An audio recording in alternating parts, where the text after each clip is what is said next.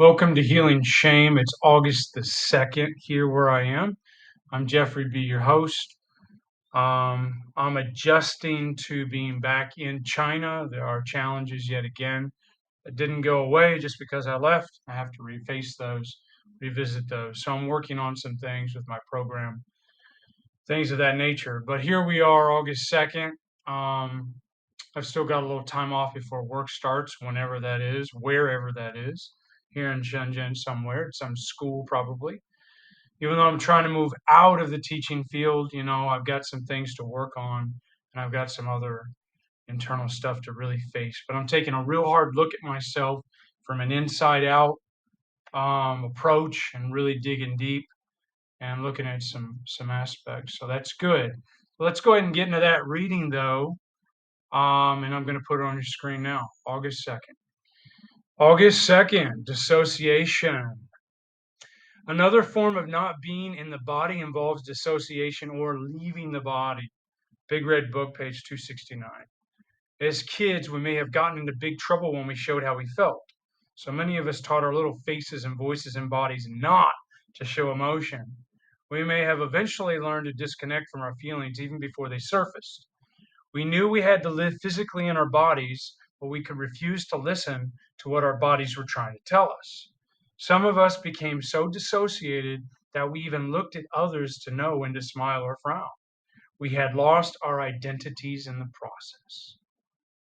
When we found ACA, we heard dissociation described as a disconnection from our feelings, thoughts, body needs, and other parts of ourselves. We also learned that childhood trauma was the cause. At meetings, when we heard others say they felt numb, empty, or dead inside, we may have identified because of our own trauma and disconnect. We heard that change is possible, but it requires work. When we make the commitment to ourselves, our feelings start to show up. They may be strong and come in large quantities.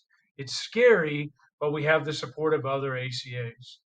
Working the program and learning to trust in a higher power helps us restore our true selves. We accept our feelings and become who we were meant to be. And here is our affirmation.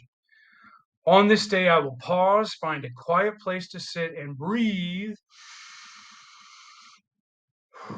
Whenever I feel disconnected from myself, I will maintain conscious contact with my higher power and myself. That's copyright 2013 by Adult Children of Alcoholics and Dysfunctional Families World Service Organization. We've had a few readings about dissociation. So to disconnect from our feelings, right? I started this process a long time ago when I was a kid, and things were going on in the house. And I believe one of the first things I used was music. There was music, and then there was Dungeons and Dragons. It was a fantasy role playing game, and just thoughts, just fantasy. So I would, and usually music was a great vehicle for allowing me to get out of reality and imagine in my mind I was this hero or magician, necromancer, warrior, whatever, fighting the bad guys, the zombies, and I'd have these whole little scenes in my head where I was going through and battling and AD&D, Advanced Dungeons and Dragons, video games, and music, and all of this stuff just helped me stay disconnected from my feelings, from reality. So I had great practice early on, not being in my body, not being disconnected to my feelings. Of course, that led in time to other things, ways to disconnect from reality, like pornography, and then, of course, later on it was alcohol and relationships and other things. So now, interestingly, so that's what happened a long time ago. But just yesterday, I was feeling stuff I didn't want to feel, and I was uncomfortable with the feelings of being in my body at that moment. My immediate go-to was let's play some music that lets me drift off into fantasy and check out from reality by imagining a scenario in my head where I'm doing this and going down this whole scenario that I play out in my mind where I'm a hero and I'm on some adventure and thing in my head with the music playing and gets me to that place. Complete disconnect from reality and from my feelings, from my body. Period. And I did that yesterday. I almost did it, and I stopped myself from listening to the music. So music can be a great tool for me to check out. It helps me check out. I'm sure there are others who have the same thing. Maybe others people use different types of vehicles or media to get to that place. Maybe some people use art. I mean, music is art, but I listen to it. I'm not doing. I'm just listening.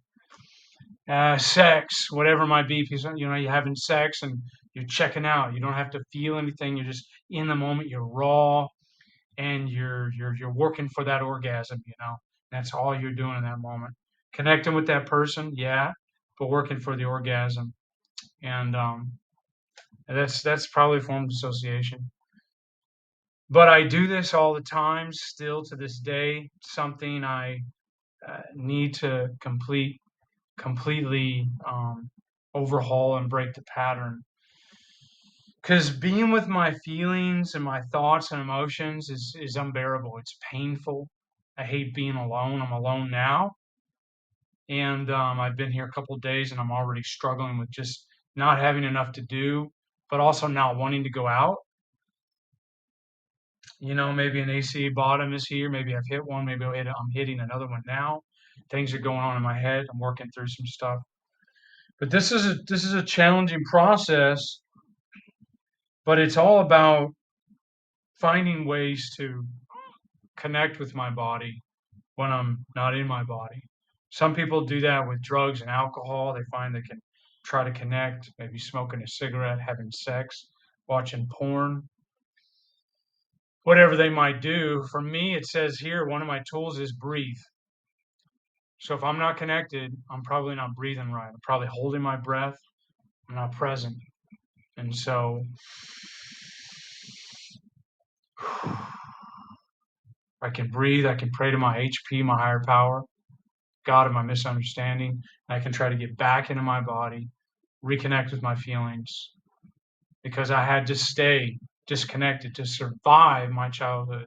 I had to stay out of my body to not feel the pain and the violence that was going on all around me, and the confusion and the inconsistency and invalidation and the shame and the abuse. Remember, this is about healing shame.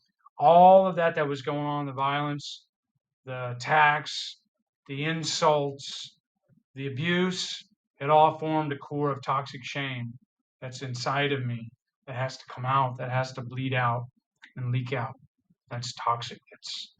That's poison.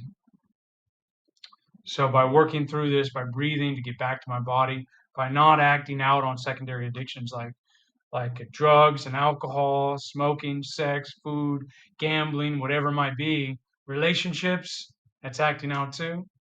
It keeps you from having to look at yourself, keeps you from having to focus on your emotions and feelings and feel them. It's a lot of work to do, but one way we can get back in our bodies is breathing. So let's work on that today. Let's work on breathing. There's a great little motto or whatever slogan that says, um, "Don't just do something, sit there." It's the reverse of don't just sit there, do something. Don't just do something, sit there. So I want to get busy and I want to get out of myself and not feel. So I'll do email cleanup and digital housekeeping and whatever. So I don't really have to feel what I'm feeling, but instead I need to lie there and sit with it and feel what I'm feeling. And that's painful. Breathing, being with my feelings, taking time, they're not going to kill me, talking to my higher power, reaching out to other people, and then just sharing this stuff. So that's all I got. Dissociation. It's a good topic. A lot of us do it. I know I still do. Let's work on it. Until next time, all the best.